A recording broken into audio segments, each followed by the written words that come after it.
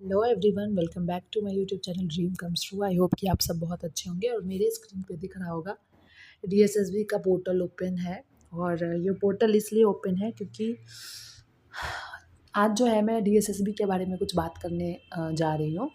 पहला इन्फॉर्मेशन आप सब के लिए ये है कि जो पीआरटी का एग्ज़ाम होने वाला है उसके लिए जो है उसका एडमिट कार्ड जो है वो आ चुका है, मतलब वो पब्लिश हो चुका है। लेकिन अभी वो खुल नहीं रहा है, बट खुल जाएगा, उसके लिए कोई बहुत बड़ी बात नहीं है।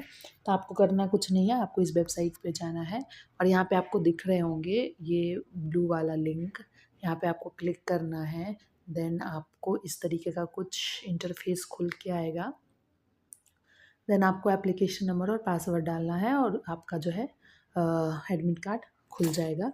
और दूसरा जो है मैं जो बात करने वाली हूँ वो ये है कि एग्ज़ाम जो है हम डीएसएसबी का एग्ज़ाम कैसे क्रैक कर सकते हैं। तो सबसे जो चीज़ मतलब सबसे ज़्यादा इम्पॉर्टेंट जो है ना वो 2 चीज़ें हैं। पहली तो ये कि आप सबको पता है कि उसमें 2 सेक्शन आता है। मैं टीचिंग एग्ज़ाम का बात कर रही हूँ, मैं नॉन टीचिंग की बात नहीं कर रही हूँ।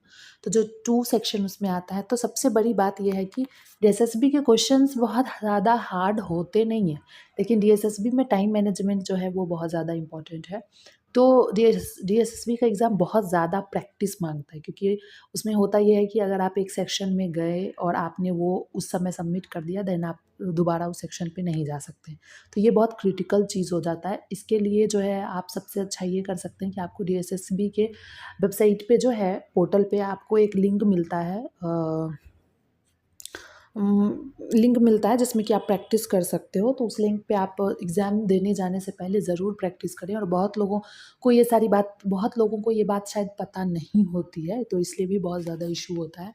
बाकी जो अपकमिंग एग्ज़ाम्स हैं उनके लिए मैं यही बोलना चाहूँगी कि पेपर 1 और पेपर 2 में आई थिंक 40% जो है स्कोर करना मैंडेटरी होता है, जितना मैं जानती हूँ।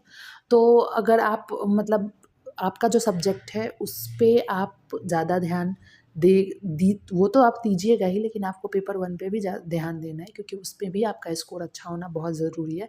लोग सोचते हैं कि मेरा पेपर है तो मेरे को तो इसमें आता है तो मैं उसका देख लूँगा, या पेपर वो ए का छोड़ो, उतना ध्यान देने की ज़रूरत नहीं, बट पेपर A1 का जो है ना सिलेक्शन दिलाने में बहुत बड़ा रोल होता है, क्योंकि अधिकतर स्टूडेंट ऐसा ही सोचते हैं। इसलिए जो पेपर 1 को अच्छे से करके आता है ना, उसके स्कोर दूसरे के स्कोर से बेहतर होते हैं। तो ये रोल होता है पेपर 1 का। तो मुझे ऐसा लगता है कि हर किसी को जो है दोनों पेपर पे बराबर ध्यान देना चाहिए, जैसा मेरा मानना है, तभी आपका सिलेक्शन हो पाएगा। आप कौन-सा एग्ज़ाम दे रहे हैं? आप मेरे